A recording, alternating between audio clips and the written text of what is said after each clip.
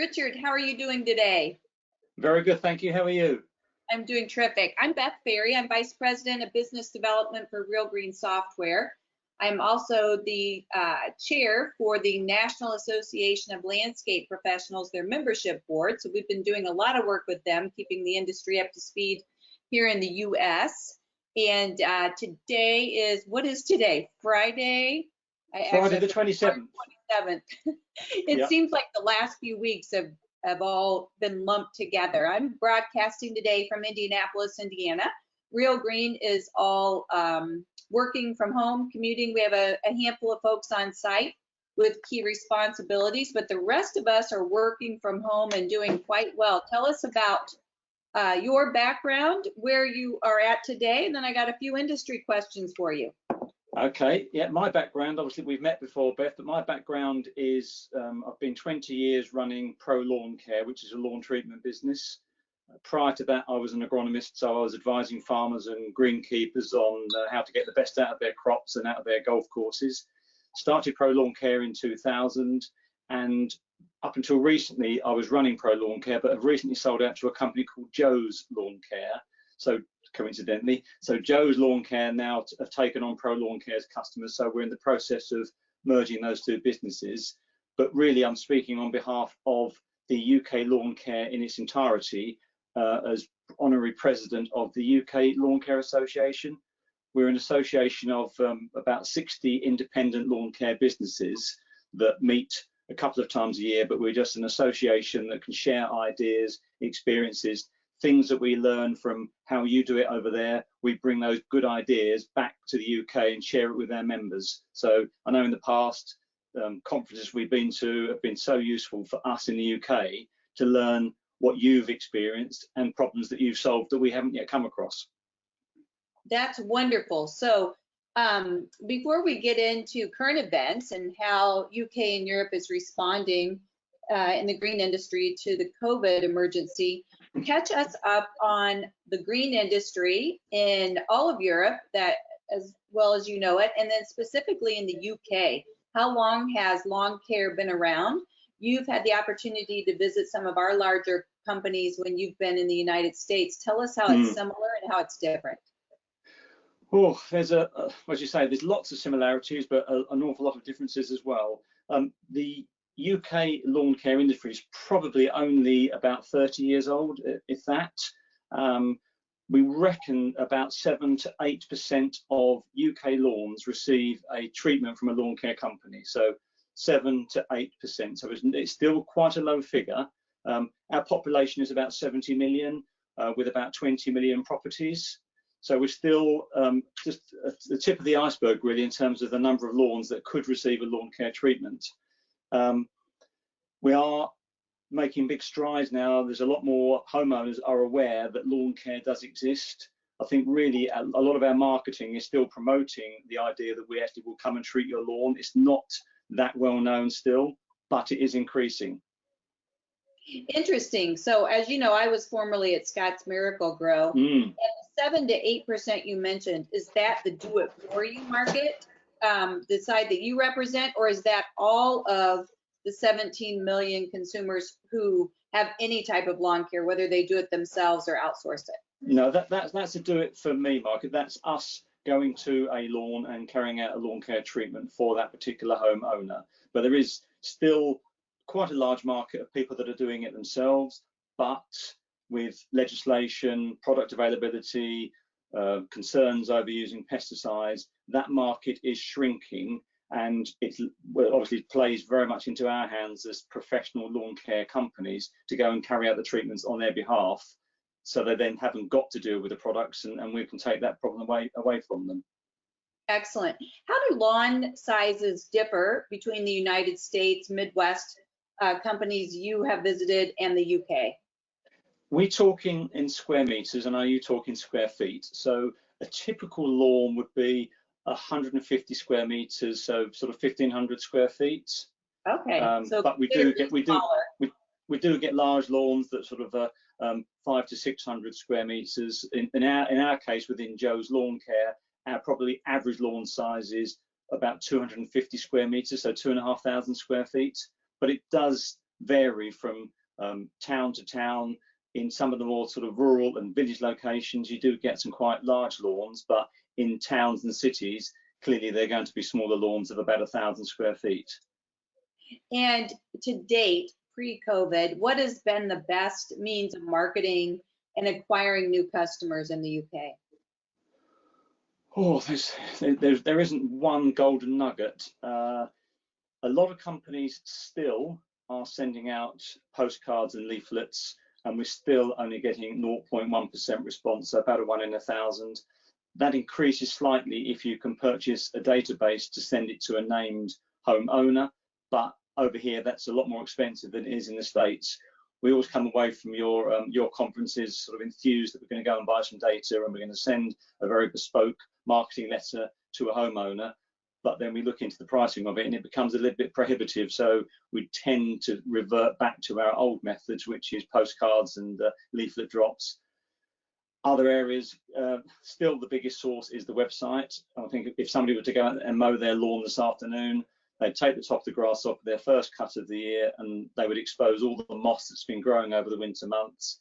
They then probably go to their phone or to their iPad or to their PC and search lawn care near me. So it is going to be, you've got to have a very good, easy to navigate website. And that's how a lot of people are finding us now, through the website.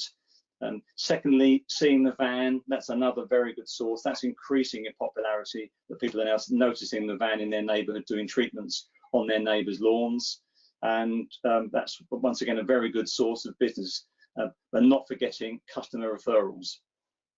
What about door-to-door or telemarketing? Is that done at all in the United Kingdom? There's zero telemarketing, no telemarketing at all.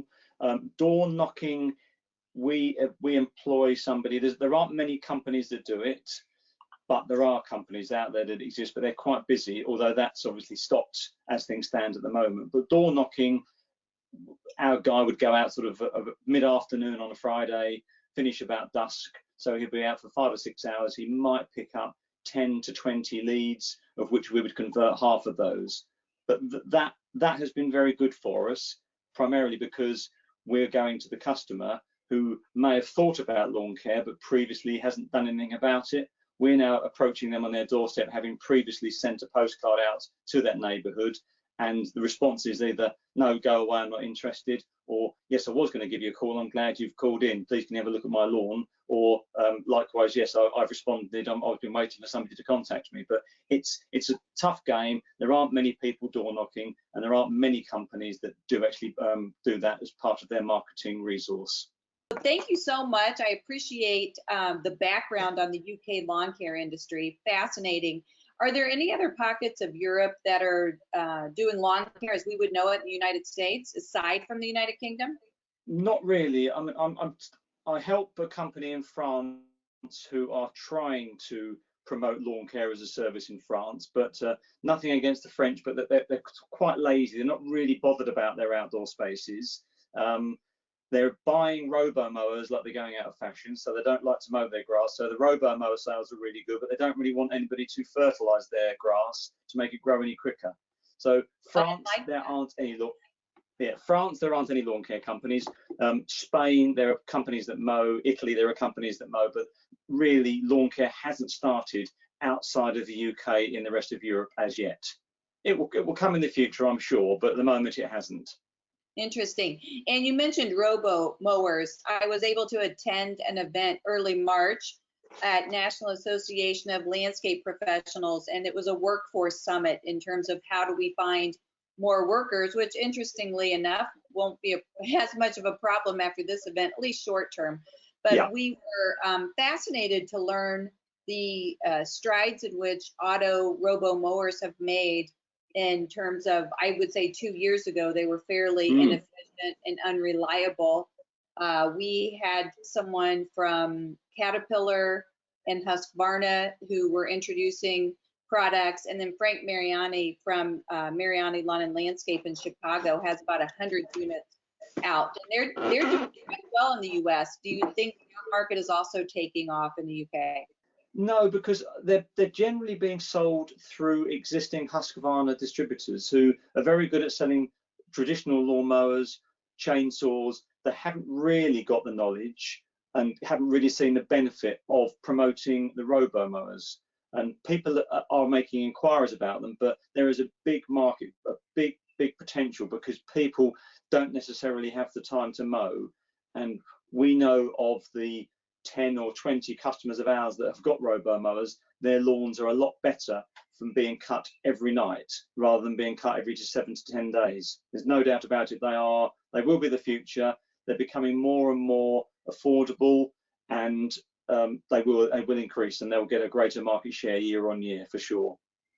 I was able to spend some time with Jennifer Lemke. She's the CEO of Weedman and a dear friend last month as well. And she indicated the same, that the results they're seeing on lawns with the robo mower, because you're only taking off a little bit every day, that the lawns are so much healthier. So we're excited to see that take off in earnest here.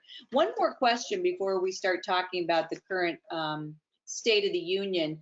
In the UK, do you have the same seasonality in terms of a selling season? So although our companies in the United States do sell year round, there's a heightened campaign awareness in the spring because we want to be in front of, quote, a seasonal decision. We have pre-emergent crabgrass control throughout most of the United States, and there are parameters under which that can be applied and still reap the benefits of that. So spring is definitely our biggest selling season. The dandelion is what we call the money weed, and crabgrass control in most areas ends in May. So the timing for this current crisis is interesting. Some would view it as tailwinds, and other would view it as, I wish this had happened at a different time. Do you have that same seasonal parameter in the UK? Oh, definitely. I mean, we don't get very severe winters like you do in various parts of the States, but still people look forward to getting the mower out and mowing the grass for the first time in the spring. And if you've got $100 to spend on marketing, spend $95 of it in February, March or April. Our spring can start in February, it can start in March, and it can start in April. It depends on the direction of the wind. At the moment here, spring has started. We've had a very dry, sunny week, and people will be out mowing their grass, notwithstanding the current crisis that we're facing. But in a normal spring, people will be out mowing their lawns on a weekend, the first sunny weekend in March, realise they've got a problem, and then they see the marketing piece land on their doorstep or in their inbox, or they see a van in the neighbourhood, and that inspires them to make that call, and I'd like to improve my lawn. So definitely the spring feel-good factor is something we really heavily market towards, and really that lasts February, March, April, probably into May. But once you get to May, June, July, people are more interested in the barbecue season, garden furniture, hanging baskets. They're more interested in that type of outdoor leisure. It's the first cut of the spring and the smell of the fresh cut grass that really gets people inspired to want to improve their lawn. You just inspired me. I can smell the grass. I'm going to get into that's grass scented. So thank you for getting us up to speed. Many of us don't have a broad understanding of how the United Kingdom goes about lawn care, professional lawn care as we know it. Now shift to the current situation in terms of when would you say the COVID-19 event began to impact the United Kingdom? What is consumer response to it? And what has been successful in overcoming that? And are you able to treat lawns? So for instance, in the United States, we have 21 of 50 states with some form of executive order that has terminology of business essential or life sustaining essential. In almost every case, we've been successful in overcoming those objections and demonstrating that our industry in the United States, because we protect for mosquito, flea, and tick, we are licensed pesticide operators, and so we are protecting the public health in many ways. We've been a bit successful. You heard Larry Ryan talk about that yesterday. Tell me what is happening in the UK based on the current climate. Well, I think what happened, and it has gradually crept up on us, and it's gaining a lot of momentum now, but going back to sort of February and even early March, it was something that was happening, but it wasn't happening in the UK, and nobody really took it seriously.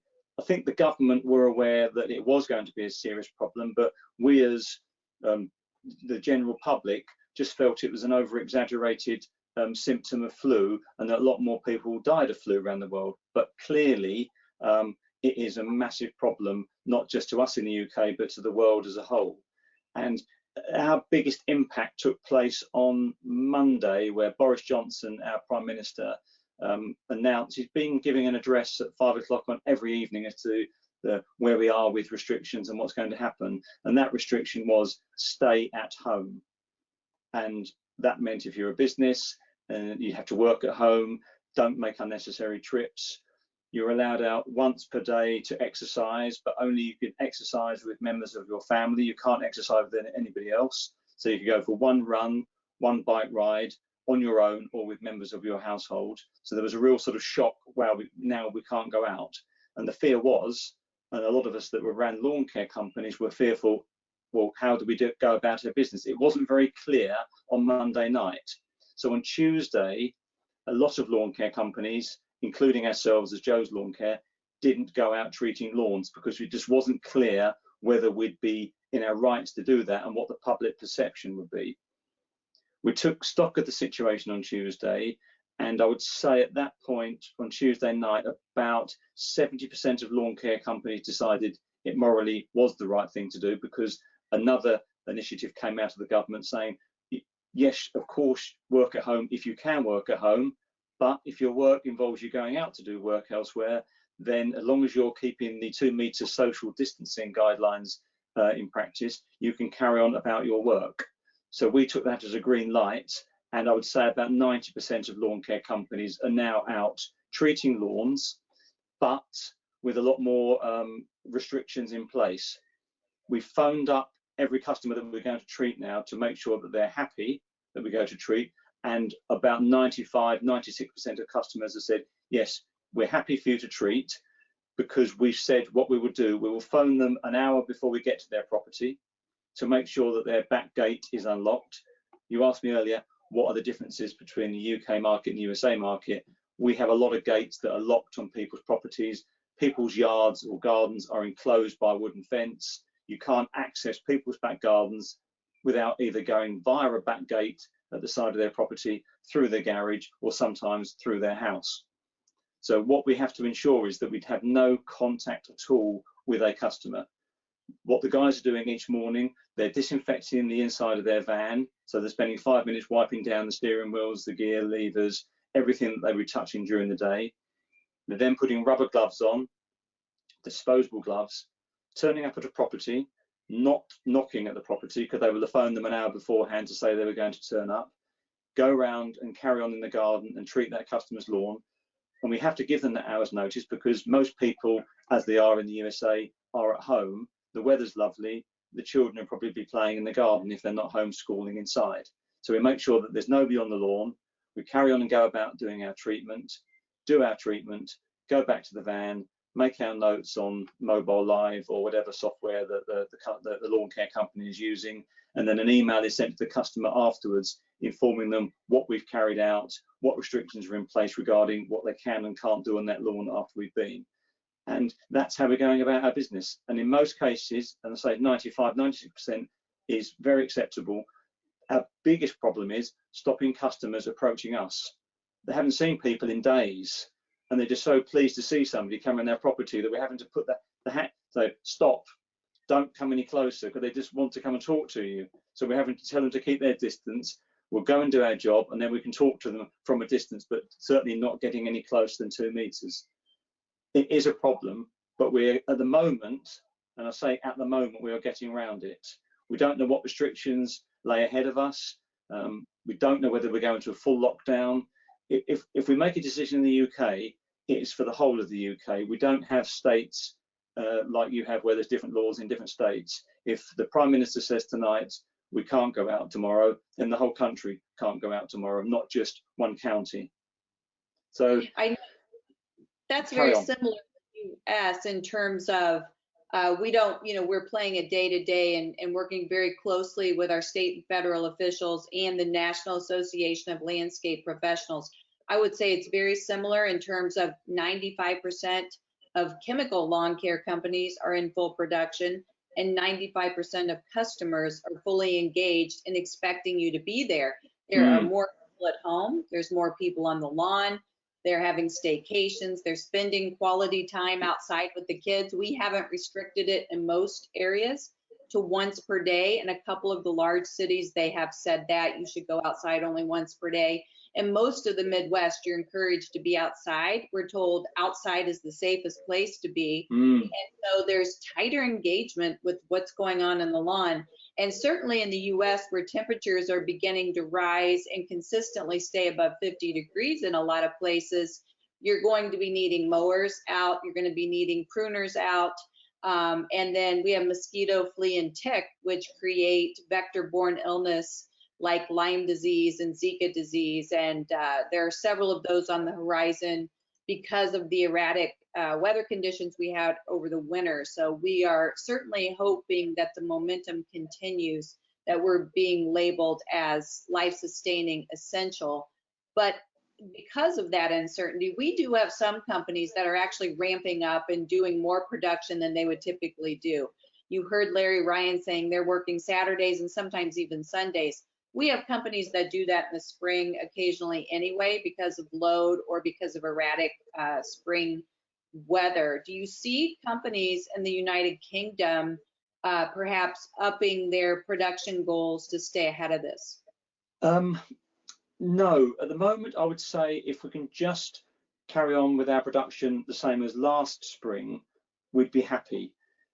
The resistance, we mentioned about going to do lawn care treatment. So that is where we're turning up to do a single application of a fertilizer or a selective herbicide sprayed over the entire lawn. What we're seeing is there's a little bit more resistance to what we call some of the cultural control, perhaps the more expensive treatment, where we're going to spend a whole day at a property scarifying a lawn that's full of moss, where we're having to reduce thatch, reduce moss. Now, there's probably going to be 2 or 3 people of the same company working on the same property and probably charging £400 or £500 for that day's work. It's in those instances we're seeing a little bit more in terms of cancellations or can we put that on hold until the autumn.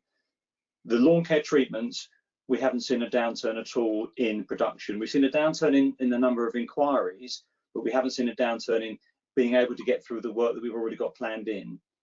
So 2 things you just mentioned, the interest. So we have seen leads and sales drop off a bit, but we haven't seen cancels really increase much year over year. So you're saying interest is a bit down. Are sales down as well? And what's the status on cancels? Yeah, cancels, if we were look across a 12-month period, we would really be trying to keep our cancels between 15 and 18% is what we would think is a sort of if you get above 18%, something's going wrong. At the moment, I would say cancellations are pushing up towards that 18%. And some of them I wouldn't class as proper cancels. They're just trying to put us on hold until they have a better idea on what their employment situation is going to be. So it's on the higher end of normal, you would say? Yes, it is, yeah. And I see that going a bit higher. Most people now, and you may not be aware of what the government are trying to do in trying to support people's income, they're going to be paying or assisting people that are being laid off with 80% of what they would normally receive as their income, because lots of businesses are having to shut down now. Some people that are still working having to take between 30 and 40% pay cuts. That's going to be our next problem. We've overcome the problem of going into people's properties and carrying on our day-to-day normal lawn care tasks. But I foresee the next problem is that people are going to be tightening their belt because they're not sure when their income is, where their income is going to come from and how long it's going to last. So the average lawn care treatment, 30 or 40 pounds per lawn treatment, they're still okay with at the moment. We have a lot of customers that are paid by prepay. Nobody's asking for prepayments back yet. People pay monthly by instalments. We've had a couple of cancellations and instalments, but I just foresee that the pay-as-you-go customer over the next month, if this situation doesn't improve, we could see cancellation rates increase. It's just my opinion as things stand at the moment. And this has happened certainly in the US where we've had constraints in the economy before, and there are certain tactics that we deploy, such as reducing the number of treatments, perhaps only managing the front lawn or front and sides of the lawn. And we do see consumers typically cut back on, you call it scarification. We have Yeah. aeration and overseeding, and sometimes those higher price tag items may fall back. But we also have a very strong emphasis on maintaining real estate value and the curb appeal. And most realtors in the United Yeah. States would suggest to consumers that you certainly want to take care of that curb appeal of the property because it's your #1 asset. Is that similar in the United Kingdom? Oh yes, I mean lots of people have got front lawns, and there is a lot of curb appeal. And yeah, the dandelion is your money weed. There's a lot of we have daisies emerging at the moment. Then it will be the dandelions. The difference between UK lawns and USA lawns: if a customer doesn't have lawn care, they've still got quite a good lawn. Okay, there might be a few weeds in it, but we've got good moist seed soil situations. We have a maritime climate, which is quite mild, and the grass tends to grow most months of the year. The grass doesn't die off in the winter months. It stays green, and grass has grown every month this year. So we were still cutting in December. Some people are still cutting in January. So the grass never stops growing. So the curb appeal, I've seen it in the States. You go into some of your townships, and if you don't have lawn care, your lawn doesn't look very good. If you do have lawn care, you have great curb appeal and your lawn looks good.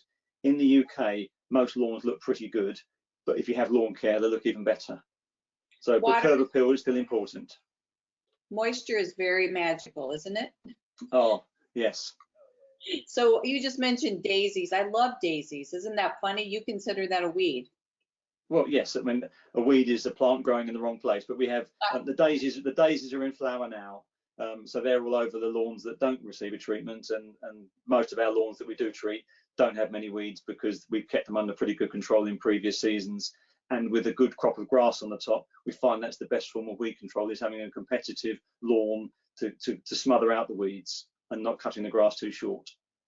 You just mentioned something very important. So our customers and green industry providers in the United States that are continuing service delivery have paid special attention to the care and daily practices of their technicians. So you mentioned that they sanitize their cab and truck and maintain distance with customers. In the US, we are also advocating that if you have to drive to the warehouse or to the shop to pick up material and you don't take your vehicle home, that we have staggered shifts going in and out of warehouses, that we're not using a universal time clock, that we're not putting large crews in the same vehicle, that they're driving separately to properties if need be. Is there anything else you're doing to protect the frontline employees? And then are you also sharing that with your consumers so that they know the steps you're taking? Yeah, yes, you're right. We are sharing it with consumers. We are ensuring that the guys take enough stock to last them for the whole week, so they haven't got to come back to the yard to stock up with fertilizer or pesticides. So they're looking at their notes for the whole week, trying to load up for the whole week, and then if they are going back to the unit to restock, then as you rightly say, we are staggering that, so we're not compromising their position where they are going to be too close to another member of the team and just another person they haven't got to come into contact with. And we are communicating this to customers of our procedures to give them confidence to allow us onto the property, so that they can rest assured that we're doing everything we can to minimize the risk of any cross-contamination, because we want to stay safe and we want them to stay safe as well. And do you anticipate any supply chain interruption in terms of your receiving key materials that you use? Possibly. A lot of the lawn care fertilizer production plants are probably slowed down now. A lot of orders have been cancelled from a lot of the larger golf courses, because golf courses are now closing, so they may not be applying the amount of fertilizer that they previously applied. So it's just the justification: can some of these fertilizer distributors stay open with no business? We have, I can only talk on behalf of Joe's Lawn Care, and certainly some other members within the UK Lawn Care Association have probably got enough stock to see us through till the end of April, sometime into May. And we'd hope that some plan could be put in place, as long as vehicles are allowed to travel, to then restock our warehouses with product for the next seasonal treatments. But it is a potential problem. I know in agriculture it's a problem, and it could well be a problem when it comes down to our lawn care businesses. Interesting. So you mentioned 7 to 8% of the population will hire do it for you. Mm. Prior to the COVID event, and I would say in the United States, we are we've been high adopters of do it for you lawn care throughout most of the United States, although there have been pockets of the country that prior to this health event have tried to shut down pesticides, and there's Montgomery County in Maryland where there's just certain pockets throughout the US where we weren't that welcome before this event. And so we are certainly being very cognizant of that. How would you describe the consumer response to lawn care, just in terms of maybe any health issues or regulatory compliance issues prior to this event? Their main concern is how soon can my pet go out onto the lawn, or how soon can my child play on the lawn. They haven't been too affected by all the talk of glyphosate over the last couple of years. I think they're just conscious that when you've done a treatment, is it safe for me to go back onto that lawn, and how soon can I go back onto that lawn? And I can only talk of say the independent lawn care businesses that are part of the Lawn Care Association, a very professional bunch of companies that we've got, and we always make sure that we are complying with what we need to do to ensure that we have maximum regard to the user, to the consumer, and for the environment. So everything we do is done to the T that is required of us legally and morally, to ensure that we aren't compromising anybody's position. So the customer is concerned about it, and they are asking more often now when we go to do a lawn survey about our credentials, in terms of what are we doing to protect the environment, and what implications are there if we apply product onto their lawn with regard to their family and their pets. Interesting. And in the United States, as you know, a service line that most of our lawn care operators have added is perimeter pest control, mosquito, flea, and tick. Are those insects that you have to deal with, or are there similar insects there? And if so, do most of your providers also offer that service? And the reason why I ask is it certainly enriches the conversation about protecting the public health and the essential nature of lawn care. Unfortunately, or fortunately, whichever way you look at it, we don't have a pest problem. We don't have fleas, ticks, or mosquitoes. So there are fleas and ticks obviously in the fields, but I don't know of any lawn care company that offers flea and tick as a service treatment, and certainly no mosquito treatments at all in the UK. So the only pests we probably get that we can control are ants. Nothing too drastic about the type of ants that we get, but they're just a nuisance if they get into people's houses. So you can put ant bait around the perimeter of the property, but once again, that's down to pest control businesses, not very much involved, or a service that is provided by a lawn care company. Interesting. And in closing, what advice would you give to both UK or US lawn care operators that you think would allow them to better weather the storm? None of us know when this is actually going to end, and every storm must end, but this one could have legs.